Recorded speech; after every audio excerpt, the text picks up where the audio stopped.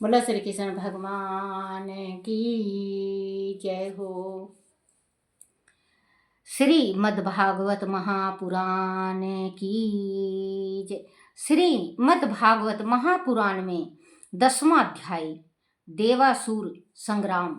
श्री सुखदेव जी ने कहा, परीक्षित, दानों और दैत्यों ने अज्ञापी बड़ी सावधानी से समुद्र मंथन में देवताओं का साथ दिया था। फिर भी उन्हें भगवान से विमुख होने के कारण अमृत का प्राप्ति नहीं हुई थी। इससे उनके हृदय में बड़ा रोष था। उन्हें इस बात पर भी बड़ा रोष था कि भगवान ने उनके साथ छल करके देवताओं को अमृत पिला दिया था। उन्होंने तत्काल अपने हथियार उठाए और देवताओं पर धावा बोल दिया। दूसरी ओर देवताओं को एक तो भगवान की शक्ति का भरोसा था और दूसरे अमृत पीने से वह अमर और शक्ति संपन्न हो गए थे। इसीलिए वह भी अपने अस्त्र शस्त्र लेकर उनका सामना करने के लिए उन पर झपट पड़े। बच्चों, कभी भी देख लेना, अगर हम भरोसा करते हैं परमात्मा पे, देवी देवताओं पे भरोसा करते हैं, तो हम कुछ कार्य भी करें, कुछ भी कार्य करें, हमारा कार्य बनना ही बनना होता है और भगवान हमारा कार्य को पूर्ण करते हैं। क्योंकि हम कार्य ना करें और हमारे मन में भगवान ना हो तो राक्षसों वाला हाल हो जाएगा ना। जैसे राक्षस थे तो साथ सब कुछ साथ करे, मथन जिस टाइम हुई तो बहुत साथ दिए, राक्षसों ने बहुत साथ दिया। लेकिन ये जो दैत्य थे भगवान को पता था कि अगर ये दैत्यों को हम ये पिलाएंगे और ये अमर हो गए तो ये जीना हमारा तो क्या, सब संसार का गंदा कर देंगे। तो भगवान को सब कुछ पता होता है कि कहाँ क्या होने वाला है, कहाँ क्या नहीं होने वाला है। अगर हम भरोसा करके चलते हैं तो हमारा प्रभु जरूर पूर्ण करता है। अब बच्चों, एक छोटी सी चीज़ मैं आज अपनी भी बता रही हूँ। जैसे कि मेरी इच्छा है शिव पार्वती की शादी जैसे करवाते हैं, योगियों को, जोगी को बुला के जोगी करते हैं सारी रात, जैसे रामलीला होता है वैसे होता है। शिव पार्वती का शादी होगा, कन्यादान होगा, हर एक चीज़ होती है इसमें। मेरी इच्छा 3 साल से है बच्चों, बहुत ज़्यादा इच्छा है। लेकिन परमात्मा ने, इच्छा होने से क्या होता है बच्चों, भगवान से यही कहती हूँ कि परमात्मा, जब आप इच्छा डालते हो मेरे आत्मा में तो कुछ होना भी तो चाहिए, होना चाहिए ना बच्चों। अब 3-4 हजार रुपये इकट्ठा कर रखा मैंने। 3-4 हजार में तो बच्चों टेंट भी नहीं लगता है, आपको पता है, टेंट भी नहीं लगता। तो मन में तो है, आज नहीं तो काल भगवान जरूर पूर्ण करेगा। कोई ना कोई ऐसा कार्य हो जाएगा कि परमात्मा शिव पार्वती का शादी जरूर होगा। मतलब मेरे मन में संकल्प है तो जरूर भगवान पूर्ण करेगा। 2 चीज़ का संकल्प है, एक तो शायद ना बने और हो सकता है बन भी जाए। एक तो मंदिर बनवाने का है मेरा इच्छा कि मैं मंदिर बनवाऊं और उसका सेवा खूब करूं। अब उम्र भी नहीं रही, मंदिर का तो मैं बहुत कम सोचती हूँ, बस रो लेती हूँ। सोचना तो क्या है जब कुछ है नहीं। हाँ, ये है कि अब की साल भगवान करवाते हैं, नहीं करवाएंगे तो अगले साल बच्चों मैं शिव पार्वती का जरूर ब्याह करवाने की कोशिश करूँगी। जैसे मतलब शिवरात्रि, ये अब शिवरात्रि जो व्रत आ रहा है इसमें होता है, और जो शिव पार्वती की शादी कराता है ये मतलब जागरण करवाता है शिव का, जो शिव का जागरण करवाता है उसके 27 पीढ़ी तर जाते हैं। जो उनके प्रेत पीतर बने हुए होते हैं वो, उसको भी मोक्ष मिलता है और वो शिव धाम को चले जाते हैं। तो बच्चों, चंचुला का जो पति था वो ब्रह्म राक्षस बन गया था, आपको पता है, ब्रह्म राक्षस बन गया था। चंचुला भी गलत थी लेकिन शिव जी की भक्तन बनी वो और शरीर त्यागी शिवलोक को गई, पार्वती की सहेली बनी, माँ पार्वती की, और अपने पति का उद्धार करवाया उसने। तो कहते हैं, एक जो मैं डाल रही हूं अभी, श्रीमद् भागवत महापुराण, इसको बच्चों अगर आप घर में भी पढ़ते हो, घर में पढ़ने की तो बात छोड़ो, अगर आप घर में रखते भी हो तो प्रेत बाधा कभी नहीं तंग करेगा, प्रेत बाधा कभी भी तंग नहीं करता उसका। और जैसे मैं अभी पढ़ के सुना रही हूँ आपको, और आप सुन भी रहे हो, आप सुन भी रहे हो, तो आपके घर में प्रेत बाधा कभी तंग नहीं करेगा, कईयन हजारों साल तक प्रेत बाधा तंग नहीं करेगा। जिसके घर में एक दफे भागवत संपट भागवत हो जाता है, जिसके घर में, उसके घर में 27 पीढ़ी तक पितर उनको तंग नहीं करते, और 27 पीढ़ी के पितर तक तर जाते हैं, वो सीधे बैकुंठ धाम चले जाते हैं।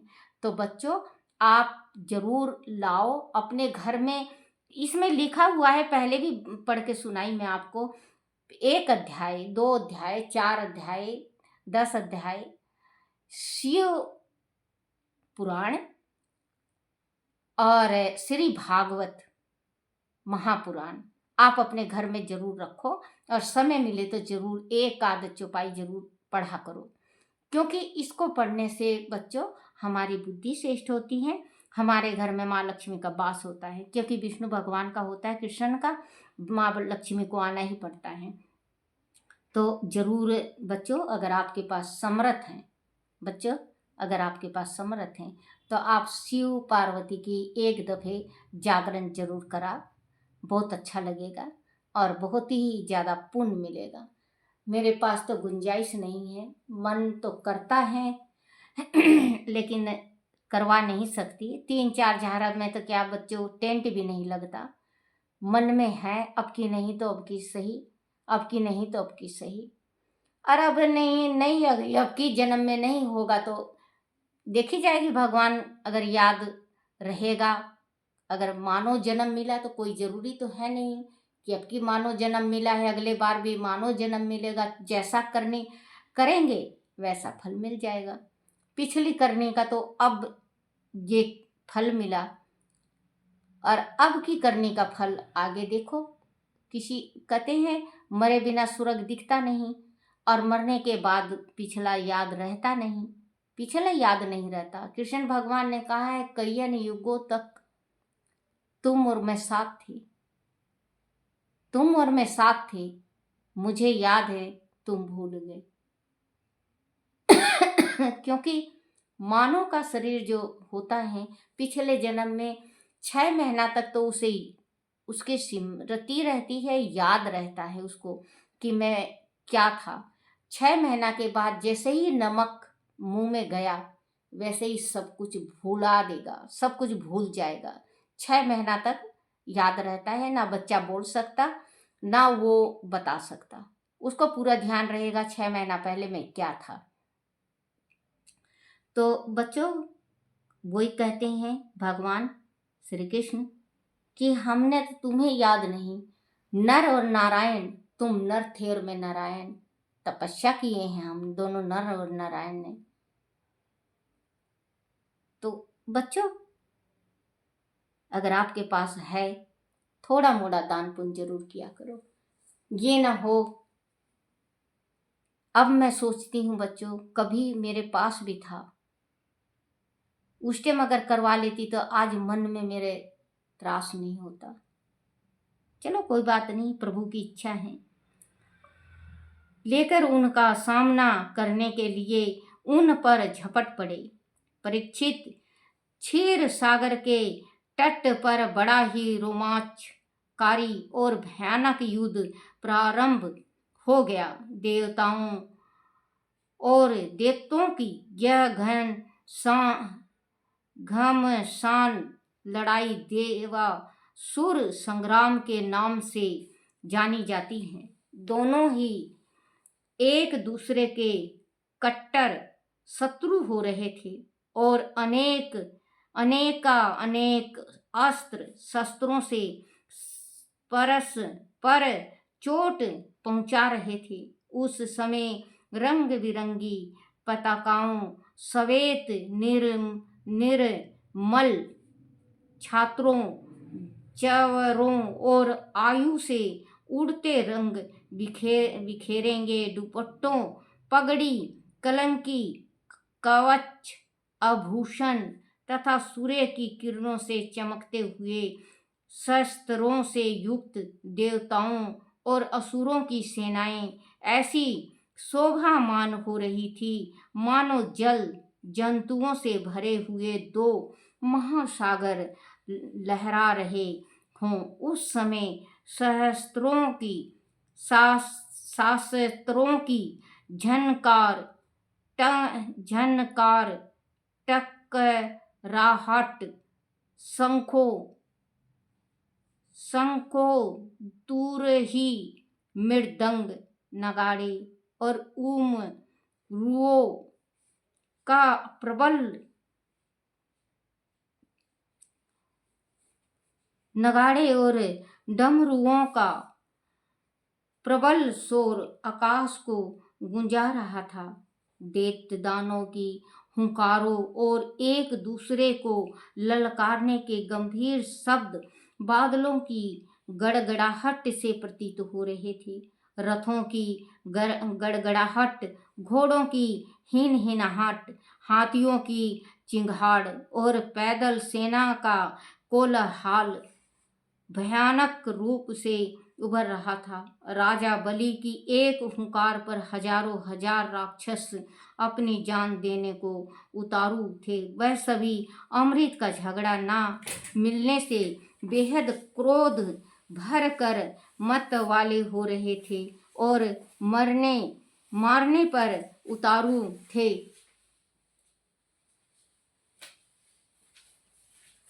उन्हें लग रहा था कि उनके साथ धोखा किया गया है। परीक्षित, देवराज इंद्र ने जब दैत्यों को इस प्रकार मत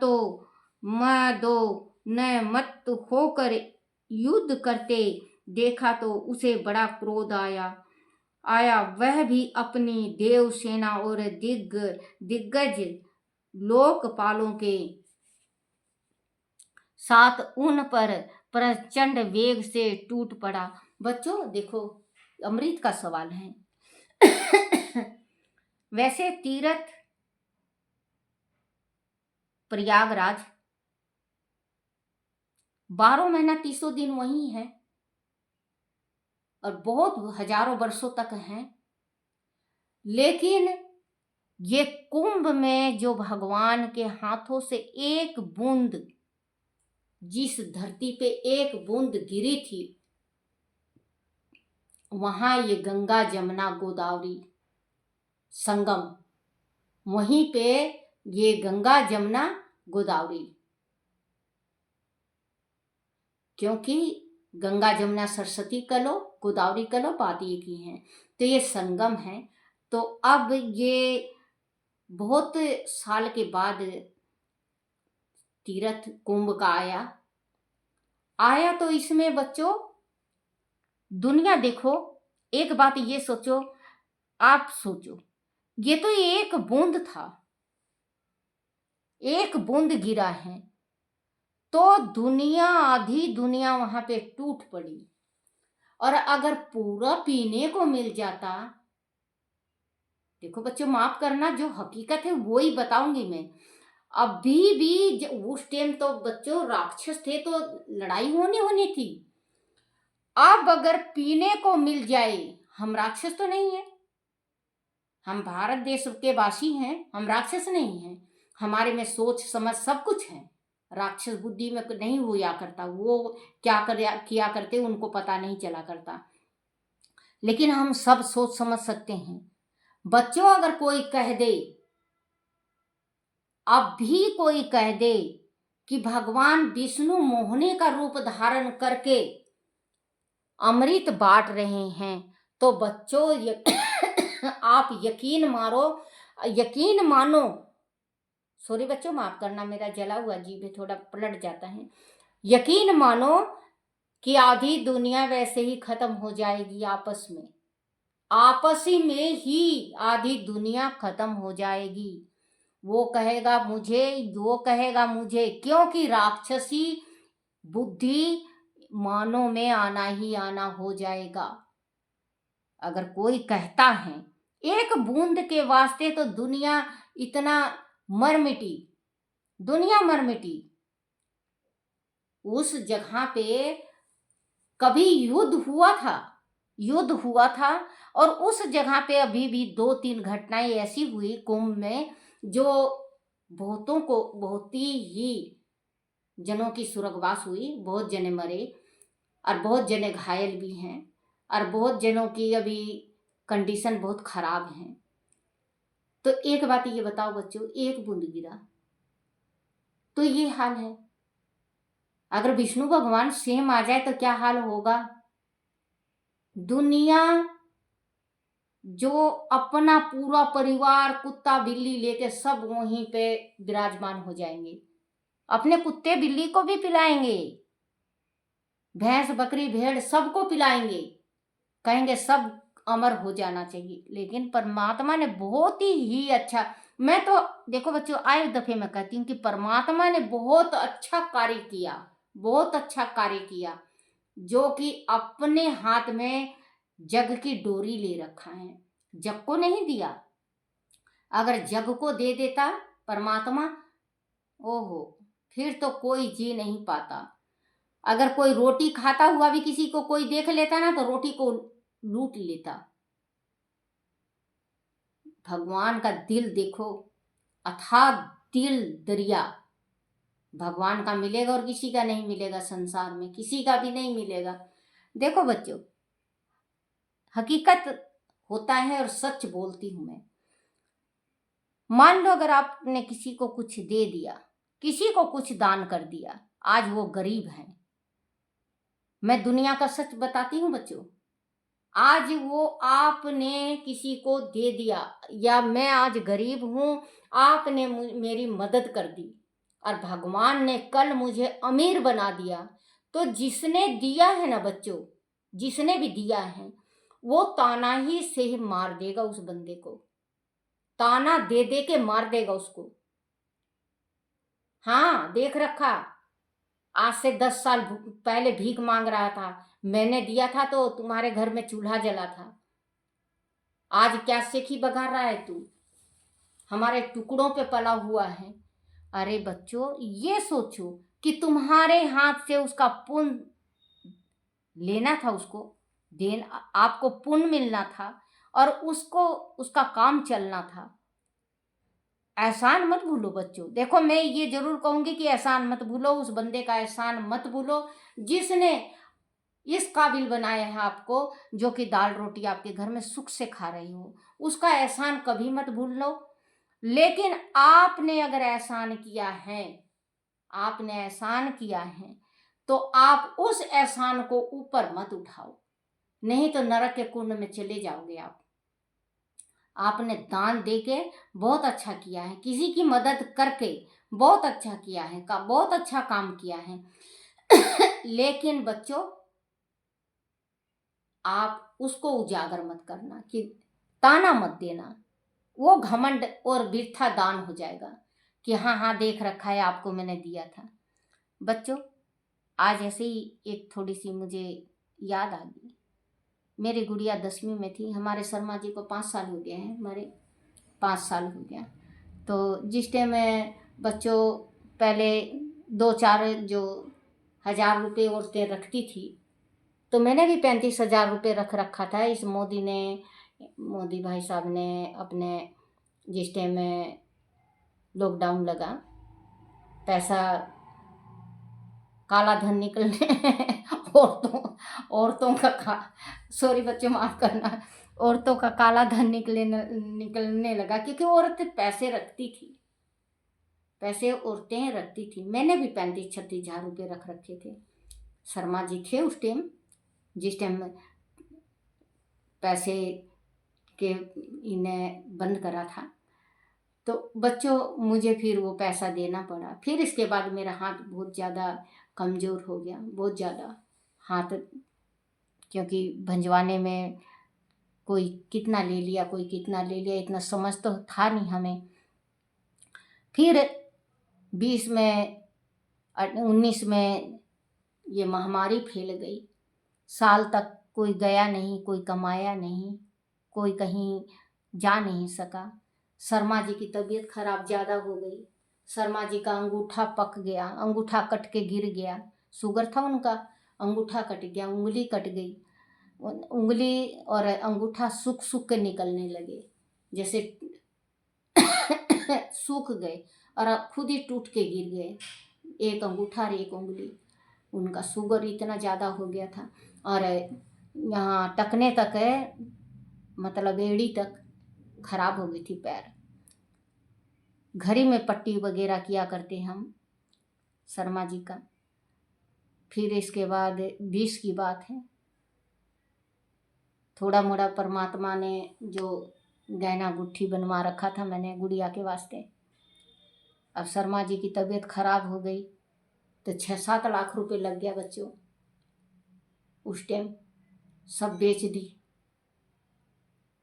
सारा चीज बेच बाच के शर्मा जी के ऊपर वो इंगलेटन क्या कहते हैं, उसमें 24 घंटा के वास्ते लिटाए थे। 24 घंटा के बाद फिर इसके बाद 48 घंटा का कह दिया उन्होंने कि 48 घंटे के बाद वो होगा। और बच्चों फिर इसके बाद डॉक्टरों ने जिद वो पूरे हो गए।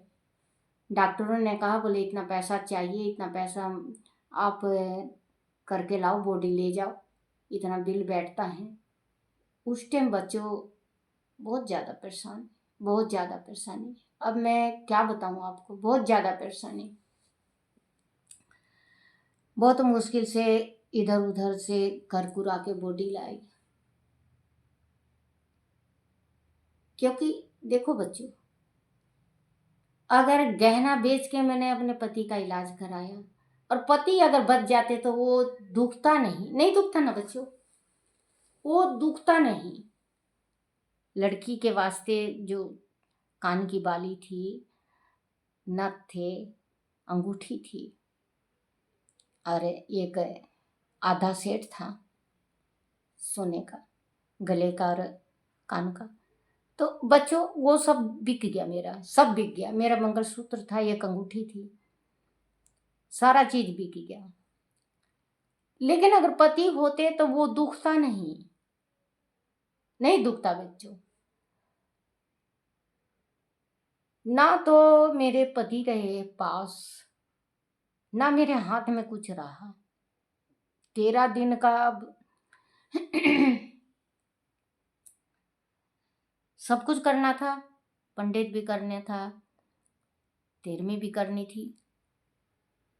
करे बच्चों, कर्ज बंद हो गए। पेंशन वगैरह बंद हुआ है, 3 महीने के बाद पेंशन मिलने लगा। तो दोनों माँ बेटी का बंद गया हमारा। तो थोड़ा पैसा रखती, थोड़ा उनको देती, थोड़ा रखती, थोड़ा उनको देती। बच्चों जब भी कहते हैं कि कभी भी अपनी धन माया जन पे कभी घमंड नहीं करना चाहिए, और ना करना बच्चों, कभी मत करना। ये सब भगवान के ऊपर छोड़ दो।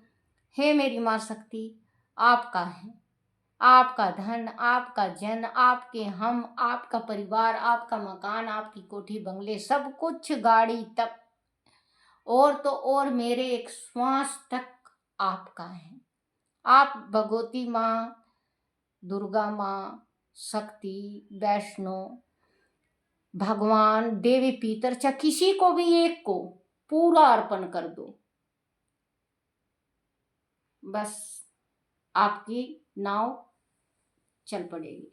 बच्चों मुझे माफ करना, थोड़ा आज मैं भावुक हो गई थी, इस वास्ते मैंने अपनी थोड़ी सी स्टोरी बताई है कि जिस टाइम मुसीबत आता है तो कह के नहीं आता, चारों तरफ से आता है। आज मुझे ये लगता है अगर उस टाइम मेरे पास पैसा होता, ज़्यादा पैसा होता, तो मैं अपने पति को शायद बचा लेती। मजबूरी, कहते हैं मजबूरी बहुत बड़ी चीज़ होती है। तो थोड़ा थोड़ा अपने बुढ़ापा के वास्ते 2-2 4-4 100 रुपये महीने का जरूर रखा करो। कल न आपको कुछ दान देने का मन कर जाए, या आपकी तबीयत खराब हो जाए, या किसी चीज़ की हो जाए इच्छा, तो आप अपने बेटा और बेटी के आगे हाथ ना पसारो, आप खुद अपने आत्म बुत्ते पे खड़े रहो। तो बच्चों, बोलो श्री कृष्ण भगवान की जय। सात उन पर प्रचंड वेग से टूट पड़ा। कोई भी अपनी हार स्वीकार करने को तैयार नहीं था। कुछ ही देर में युद्ध भूमि वीर गति को पाने वालों की लाशों से भर गई। घायलों की तो गिनती करना ही कठिन था। सर्वत्र रक्त से सने शव पड़े थे। कटे फटे अंगों के ढेर चारों ओर बिखरे पड़े थे। युद्ध जब ना रुका तो स्वयं भगवान श्री हरि देवताओं की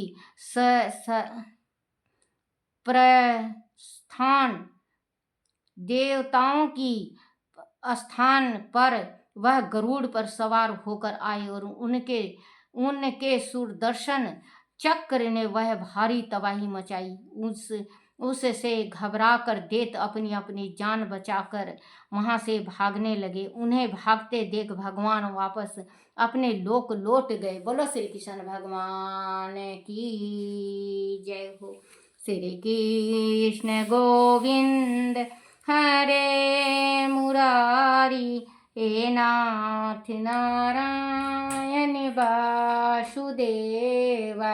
बोलो श्री कृष्ण भगवान की जय।